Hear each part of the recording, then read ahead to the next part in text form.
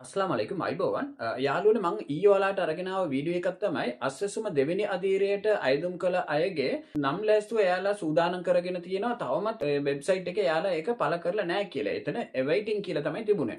ඉතින් අද මම ඔයාලට අරගෙන ආවා එයාලා සම්පූර්ණ නම් ලැස්තුව එයාලා ඒ වෙබ්සයිට් එකට ඇතුළත් කරලා තියෙනවා. ඔයාලට පුළුවන් ඔයාලගේ පළාතේ ඔයාගේ පෞද්ගලික මේක විතරක් නෙවෙයි හැම ඔයාලගේ පළාතේ හැම කෙනාගේම ඒ කියන්නේ මුළු ලංකාවේම අයදුම් කළ සියලුම දෙනාගේ විස්තර යාලා ඇතුළත් කරලා තියෙන. ඉතින් ඔයාලා කොහේ හිටියත් ඔයාලට වෙබ්සයිට් වලින් බලා ගන්න පුළුවන් ඕනෑම පළාතක අස්වැසුම දෙවෙනි අධීරය සඳහා සුදුසුකම් ලබලාද නැද්ද කියලා. අද දවසේ වෙනකොට යාලා ඒක වෙබ්සයිට් එකට මුදා හැරලා තියෙන. ඉතින් ඔයාලට ඒක බලා ගන්න පුළුවන් ආකාරය මම ඔයාලට කියලා දෙන්නම්. වීඩියෝ අවසාන තෙක් බලන්න. ගොඩාක් කට්ටිය මම TikTok එකේ YouTube එකේ මම ඊයේ දාපු වීඩියෝ එකට කමෙන්ට් කරලා තිබුණා. ඒ වෙබ්සයිට් එකට ගිහිල්ලා බැලුවාම 2022 නම් ලෑස්තුවේ නේද තියෙන්නේ කියලා. ඔයාලා පහළට ගිහින් තියෙන ගොඩාක්ම. ඉතින් පහළට යන්න අවශ්‍යතාවය මම අද ඔයාලට මේ වීඩියෝ එකකින් ඔයාලට කියලා දෙන්නම් කොහොමද ඒක බලාගන්න කියලා. වෙබ්සයිට් එක ඇතුළට ගිහිල්ලා කොහොමද බලන්න කියලා. ඔයාලගේ ෆෝන් එකේ Google search එකේ ගිහිල්ලා ඔයාලට එයාලගේ වෙබ්සයිට් එකේ නම ගහලා ඔයාලට search කරන්න පුළුවන්. ඉතින් මම ඒ සියලුම විස්තර මේ වීඩියෝ එකේ ගෙනල්ලා තියෙන. වීඩියෝ අවසාන තෙක් බලන්න. ඒ වගේම තමයි මේ වීඩියෝ එක තුලින් ඔයාලට මම තවත් වැදගත් දේවල් ඔයාලට කියලා දෙන්න ඕන. ඒක තමයි දැන් ඔයාලා දෙවෙනි අධීරය සඳහා ඉල්ලුම් කරලා තිබුණත් ගොඩාක් දුරට මේ වෙබ්සයිට් එකේ ගිහිල්ලා බැලුවම එයාලා eligible කියලා දාපු අය ඉන්නවා. ඒ වගේම තමයි application processing කියලා තියෙනවා. application processing කියලා කියන්නේ තවමත් ඔයාලව තෝරාගෙනද නැද්ද කියලා එයාලා තීරණය අරගෙන නැහැ. තවමත් under process එකේ තියෙන්නේ. ඒ හින්දා සමහර විට ඉදිරි දින කිහිපය තුල එයාලා ඒක සම්පූර්ණ කරලා දෙන්න පුළුවන්. එහෙමත් නැතුව ඔයාලා රිජෙක්ටඩ් කියලා තිබුණොත් ඔයාලා අස්වැසුම ඔයාලට සුදුසුකම් නැහැ කියලා ඒක තමයි එතනින් පැහැදිලි වෙන්නේ. ඒ වගේම තමයි ඔයාලගේ කැටගරි එක selected category එක ඔයාලා poor කියලා තියෙනවා. එහෙම නැත්නම් severely poor කියලා තියෙනවා. එහෙම නැත්නම් vulnerable කියලා තියෙනවා. ඒ කියන්නේ දුප්පත් හෝ අන්ත දිලිඳු එහෙම නැත්නම් අවදානටම ලකුවන් කියලා තියෙනවා. ගොඩාක් දුරට සංක්‍රාන්තික අයටත් ඔයාලව තෝරා ගන්න පුළුවන්. සංක්‍රාන්තික කියලා කියන්නේ తాවකාලිකව ලබා දීම. ඉතින් එයාලා ඒක කොච්චර කාලයකට මේ මුදල ලබා දෙනවද කියලා පස්සේ දවසක යාලා දැනුවත් කරાવી.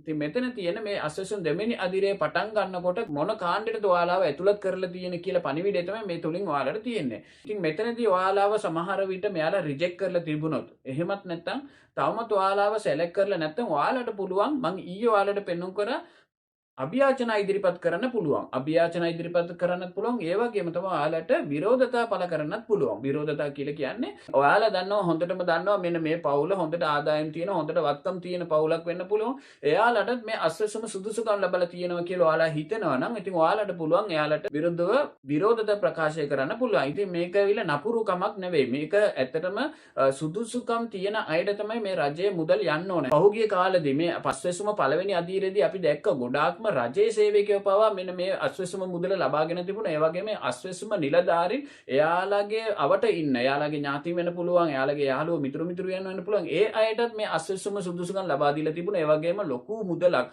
වංචා කරලා තිබුණා අස්වැසුම නිලධාරීන්ම. ඉතින් ඒ හින්දා විරෝධතා කියලා කියන්නේ රජයේ වෙනුව ඔයාලා කරන දෙයක්.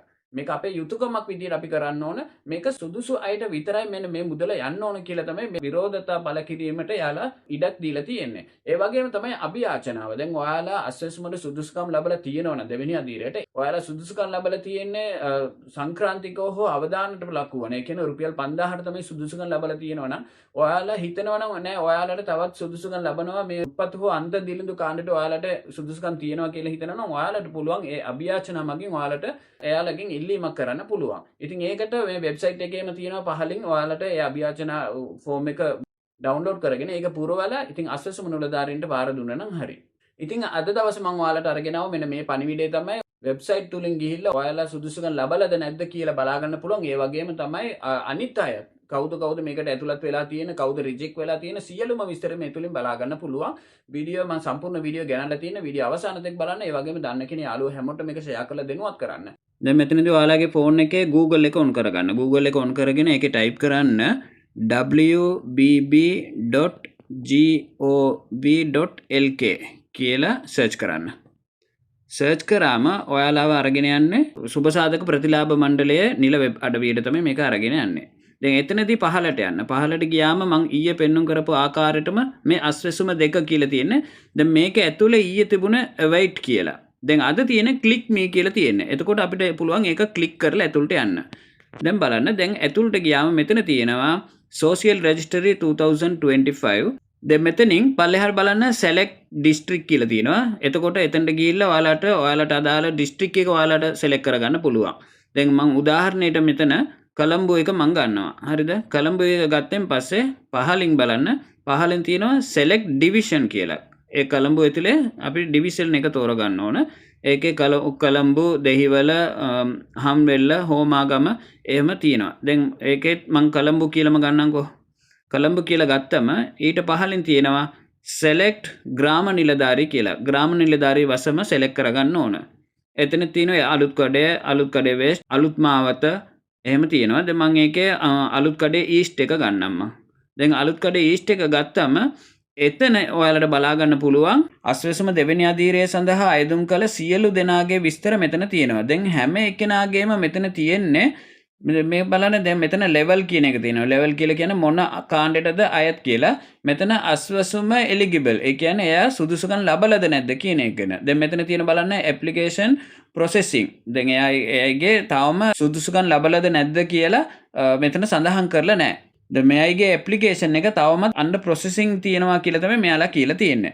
දැන් මේ පළාතේ බැලුවම හැම එක්කිනාටම තියෙන ඇප්ලිකේෂන් ප්‍රොසෙසිං කියලා තමයි තියෙන්නේ. කිසිම කෙනෙක් මෙතන මේ තෝරාගෙන නැහැ. අපි බලමු වෙනත් ස්ථානයක බලමු අපි.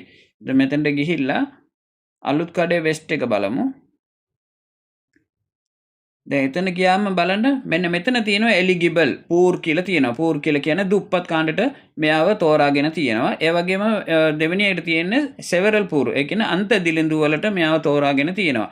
poor කියලා කියන්නේ ඔයාලා දන්නවා රුපියල් 10000ක් කාණ්ඩට severally poor කියලා කියන්නේ අන්ත දිලිඳු එයාට රුපියල් 17500යි.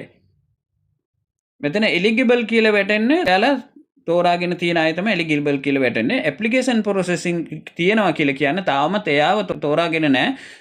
under process එකේ තමයි තියෙන්නේ. සමහර විට මෙයාව තෝරා ගන්නත් පුළුවන්, නැති වෙන්නත් පුළුවන්. ඒ වුණාට මෙයාලට පුළුවන් මේ තවමත් තෝරාගෙන නැත්නම් ඔයාලට පුළුවන් අභියාචනා ඉදිරිපත් කරන්නත් එයාලා මම ඊයේ ඔයාලට සඳහන් කර පරිදි අභියාචනා මගින් ඔයාලව මේක ඉල්ලීම් කරන්න පුළුවන් කමක් තියෙනවා.